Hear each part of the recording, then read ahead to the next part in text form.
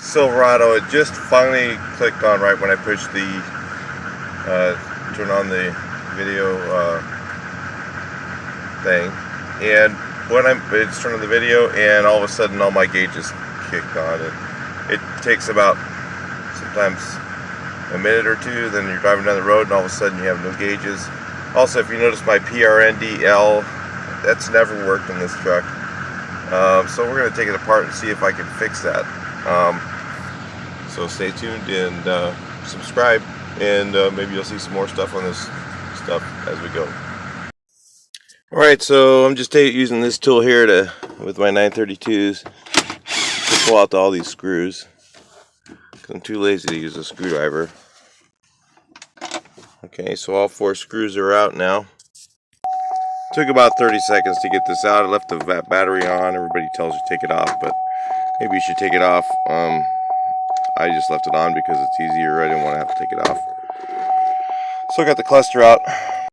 One thing I just got is this little soldering station with an air blower and a soldering gun, and got it on eBay or what was it, Amazon, for like cheap. So maybe it was eBay, but anyway, that's what brand it is. I don't know if it's any good or not. I haven't even tried it yet, so but I thought I would try that along with this. So I unclipped all the top side first and then the bottom side, because usually something like that you're going to want to tilt off. Same thing that happens here. You loosen up all these 3 and then kind of tip it, and it kind of gets these little ones off the bottom clips here. Comes off pretty easy. It can be a little bit tricky for that one. So what I did next is I just took tape and shoved it underneath all the needles and pushed them down so they're nice and tight. You can just feel where they stop, because we're going to remove these needles here in a second. So now what I'm going to do is I'm going to mark where the needles are best I can, right at the end of the needle. Put them right back in the same place. So make sure they're down where they're supposed to be. And so I'm looking straight at it, I can see the mark. Alright, so I saw somebody else use this. Let's see if I can use it and make it work.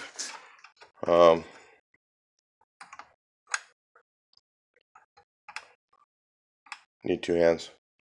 So I'll tell you how it works in a second. Well, this is a bummer. The wrong end came out on this one, but the fork seems to work pretty good, and they are really tight. It's going to be really tricky to get these back in the right position, but I'm sure it's possible. I don't know what the heck went on there. Somebody must have glued them on or something, who knows. But they were pretty tight in there, so I had 2 of them. One, the tack one that did that, and also the temperature, what was it, trans temperature? I don't know, the first one. So anyway, I'm pretty sure I can just press it back in the same place. The stepper motors were all working on this.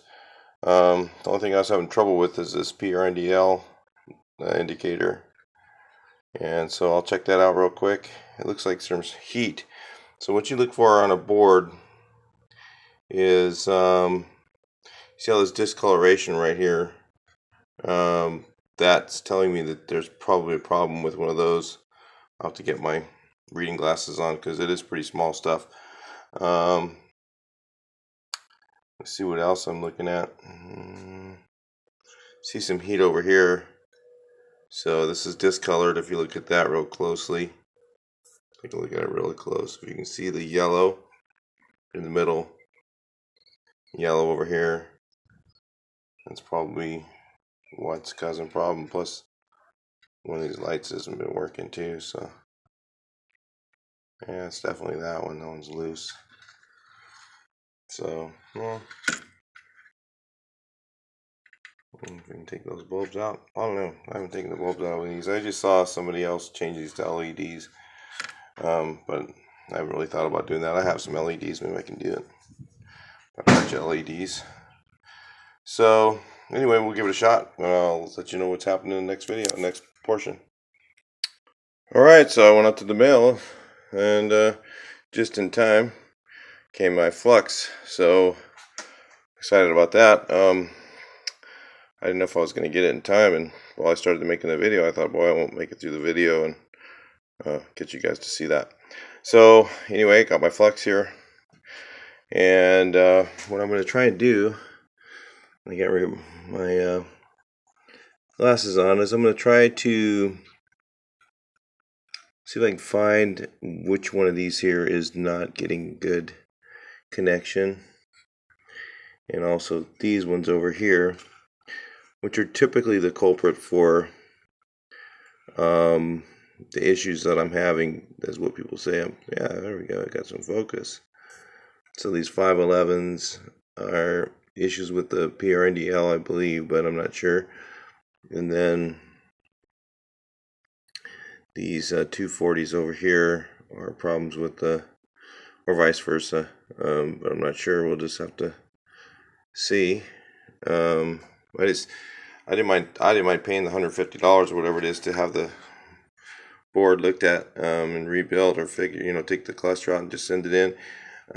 It's just that, how long is it going to take? How long is my truck going to be down? So I thought, well, I'll give it a shot myself first and see if I can figure it out. I got myself a soldering station, and we'll take a look, see what's happening. Alright, so what I did so far is I just went ahead and heated it up with this heat. It's like a little, almost like a heat gun with a smaller tip, so you're not heating up the whole board at once.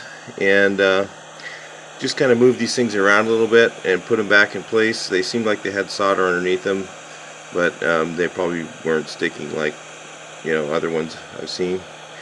I don't do these repairs all the time. I was just watching a YouTube video on it, and I thought, well, I could give this a shot myself and see if I can get it to work. Then I'll see if I can solder in some LEDs on there. I just thought about, I have some, but they're all on,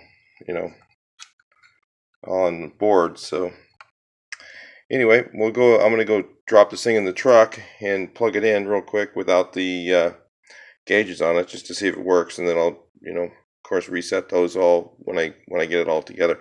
I have to turn all the gauges back, but I'm not sure if it's going to work with these pins out. Of these ones here, the pins pulled out. So there's three of them that the pins pulled out. So I don't know. We'll just see what happens. If I have to get separate motors, then I'll have to order them. All right. Well, right away I did notice right away that the PRNDL, it's never worked, just turned on.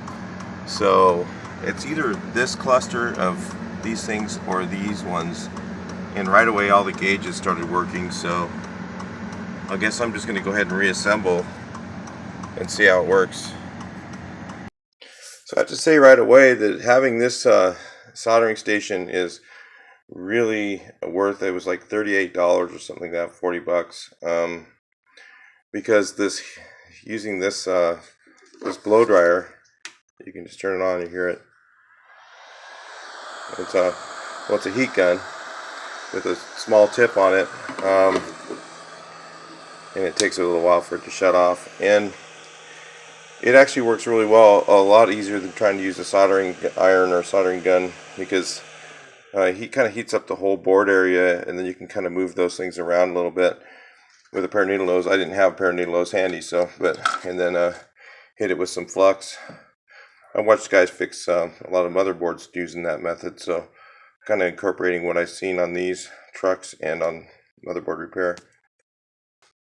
I don't know if this is the right way to do it or not, but I went ahead and snapped the back section on to hold it in place while I put these gauges back together. It's going to be a little tricky with the needles being how they are. So when the needles came out, you see here, there's a little barb on there, and you need to, what I did is I took the plate back apart and I put it in this thing to hold it in place, what you have to do is do this while these things are apart like this, and then put your needles on, because you have to take this little thing and that little barb, I don't know if you can see it, this little barb right there has to go into the plastic portion, so it takes a little bit of a heavy push to get it in there correctly. Yeah, since I turned it on, the key on and back off, the stepper motors have all jumped up. So what I did is I took my needle nose pliers and twisted them all back, and then I'm going to put the gauges on and then check it in a second. I'll show you what I'm talking about. Well, I have to say that I'm not sure about all those ones. Every one of those ones that the pins came out of, they don't turn the same as the others. So I would highly recommend, if you're going to take it apart, just buy the stepper motors. I'm going to have to end up buying them and taking this back apart. But at least, you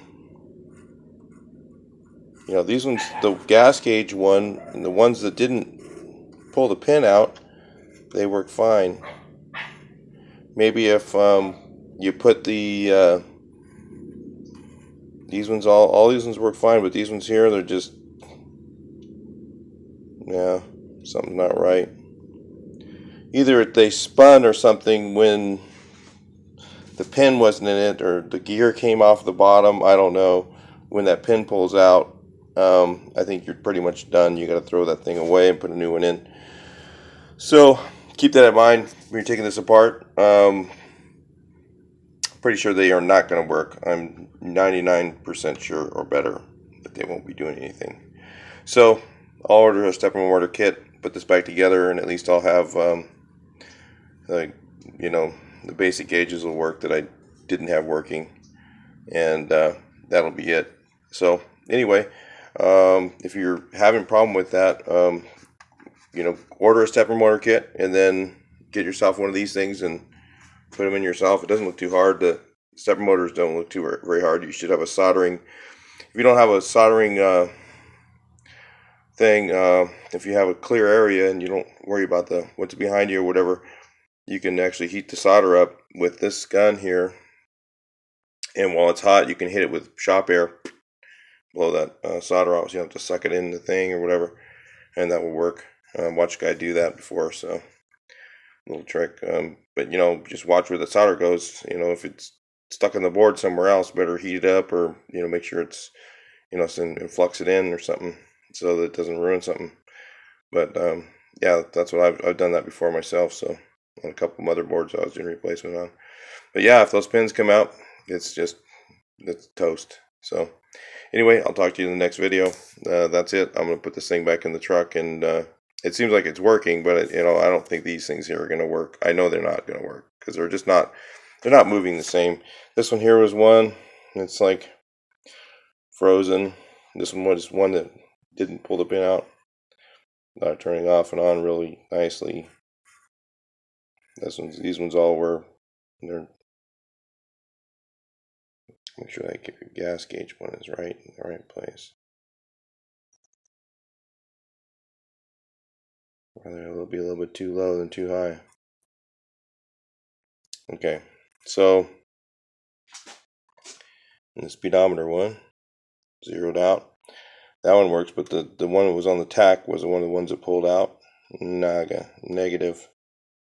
So maybe if I, you know, in hindsight, maybe if I pushed the pin back in and then plugged it into the truck, because plugging it into the truck shouldn't do anything other than, if it had a needle on here, it's gonna spin around as much as it wants to. There's no stops on the needles, so you know, it could have just spun all the way around. But I think what happens is inside the actual gears, that thing holds one of the other gears behind it, and it spins it out of place. So, which could happen anyway, even if you just pulled it off and the pin came out. So anyway, that looks like the nightmare to these things. Looks like, and then if you put the new stepper motors in it, you know, it's like, I don't understand what the tape putting it should be all at 0, you know. But putting this down here, what the guys say to put them all in the right place. If you put them at 0, it should be fine, but that's weird. Anyway, all right, I'll talk to you in the next video.